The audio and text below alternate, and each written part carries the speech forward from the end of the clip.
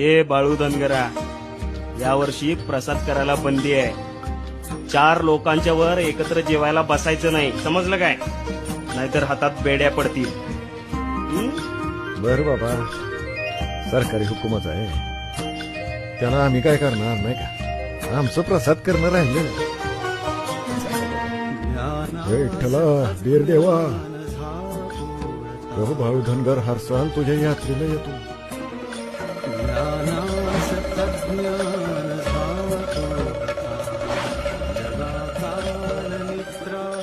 मला काहीच दिसत नाहीये, माझ्या डोळ्यासमोर अंधार आहे. मामा, बाळू मामा, मला माफ करा मामा, आम्ही तुम्हाला खुली परवानगी देतो प्रसाद करायला.